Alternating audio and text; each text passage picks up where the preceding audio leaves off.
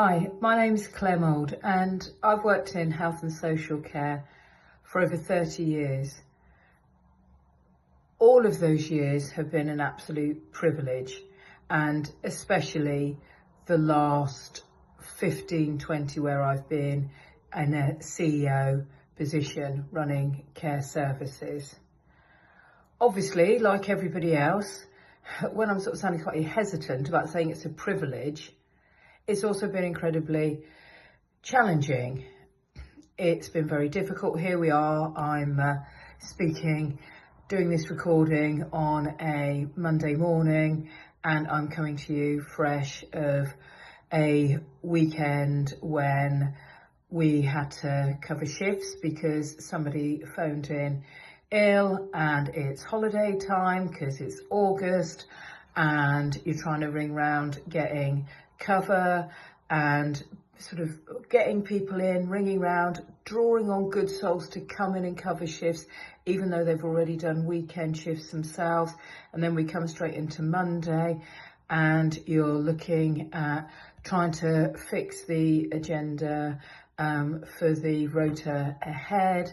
And then added to that, we're hurtling towards the end of the month, and I'm speaking to my finance manager, who is showing me what the agency costs are, and the weekly agency bills are going through the ceiling, yada yada. You know the reality at a time when basically with other external pressures and rises, that we're virtually running at a loss before we even have those agency costs. So it is continually being drawn into things. And so again, I say to you, oh, I'm just checking the time now. I said to you that, oh, it's Monday, it's 10 to 1, and I haven't got to what I need to do. I'm not doing my job because I've been drawn in to all of these other jobs. This is a reality. This is what care is like. Now, the interesting thing that I found, and I'm just having a quick look to see when I first met Chris, was who runs from Resilient Health Teams, runs the diagnostic, looking at the hidden costs of care. I was at a conference, and that was a few months ago now, just checking in my diary. And he spoke to me really, really nice. We got chatting at the conference. He spoke to me about this diagnostic that I could carry out. And I'll be honest with you, as I said, I've been in care for many, many years. I have been offered lots and lots of things at conferences. And to be honest with you, it was a little bit white noise. But then there was something about Chris, because he wasn't, on an exhibition stand or something. He was just talking passionate. We just had a really, really passionate conversation. I could tell that he really, really cared. I could tell that there's actually been an awful lot of work and thinking behind this survey. And bottom line, he said to me, look, Claire, all you've got to do is scan the QR code, and it does everything else. It's not going to take up any more of your time. It's not going to end up costing you an awful lot of money. And do you know what I thought? Do you know what? He's a good guy. I'll give it, if I'm honest, I'll give it a go. Just because I sort of said that I'd give it a go, and I was like morbidly curious. What I found was really, really surprising. First of all, the simplicity. The QR code literally tapped in to everything. It wasn't time consuming at all. The QR code just led it through and did everything else. It hardly took any time at all. And then it really started to get exciting, because the analysis that came afterwards highlighted some really interesting areas. Now, I love research. I'm a researcher by trade years and years ago. And I was really intrigued, actually. This is highlighting where I thought the issues were, because people were leaving, and I was finding on their exit interviews, they were saying that, oh, it's because of the money, it's because of, that it's not close enough to home, it's because of the working patterns. And I'd worked very closely. I was very fortunate to have an HR team that I worked very closely with them to address all of those issues, and yet people were still leaving. We were still having gaps, and also I was still getting drawn into things. But the areas that were shown weren't with the frontline staff, the people that were leaving because of the reasons that they were given. They weren't even towards the middle group of people, that the team leaders and things. The issues were highlighted with the more senior teams.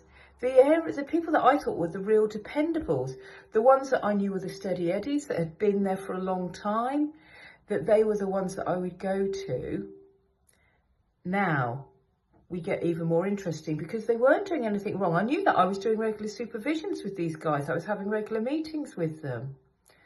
There weren't lots of problems. There was one issue, and it used to pop up in lots of different areas.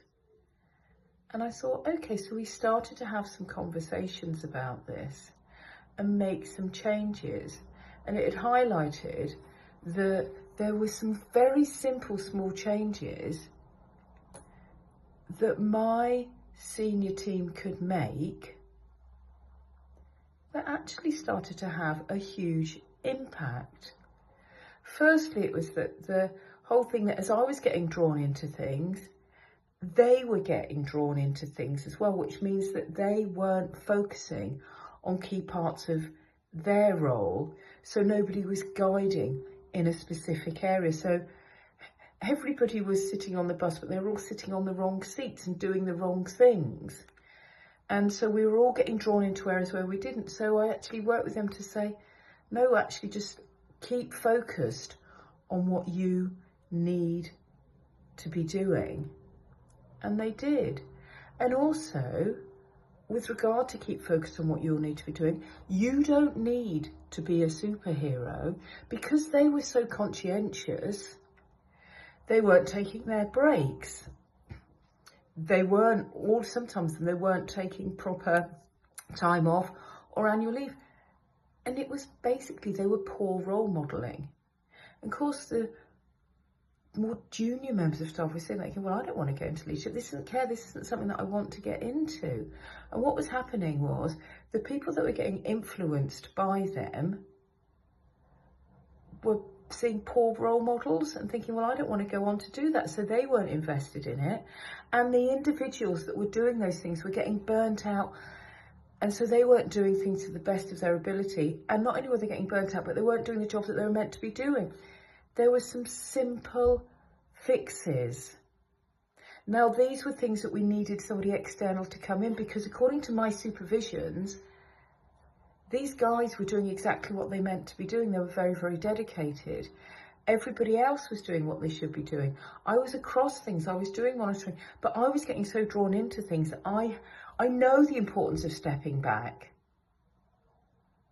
But I was getting so drawn in that I was stepping back, but I was looking at the wrong things. It needed a fresh pair of eyes. Now, what I would say is, be as sceptical as you like, but I have found something that actually, for the investment that I've gone on to make, and I don't say it as a cost, I say it as an investment, it has cost that amount of money, that investment has cost less than the time it was taking me to unravel all of these things, because my time wasn't being spent wisely.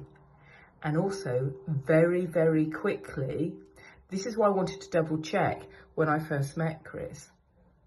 Very, very quickly, my agency bill has gone down. And it doesn't take an awful lot, because my finance manager, and I'm getting to watch this saying, well, actually, do you know, we've already paid for what we've paid for this. and our agency bills are still coming down, and our recruitment levels are continuing to be strong, but also our retention levels are improving. All I say is it's up to you. Give it a go. Do what I did. Go into it as cynically as you like, you know, but I would say go into it open-minded. Go into it open-minded. What have you got to lose? Download a QR code and see what it tells you. Just give yourself, and it is give yourself the opportunity to see how this diagnostic could help you, because it really has transformed my thinking. And that is somebody who has worked for over 30 years in the care profession and loved it, and seen myself as supporting and mentoring other people in it. There are always lessons to be learned, and this is a very low cost base way of finding things out. Take care all, and good luck with your work in care and support.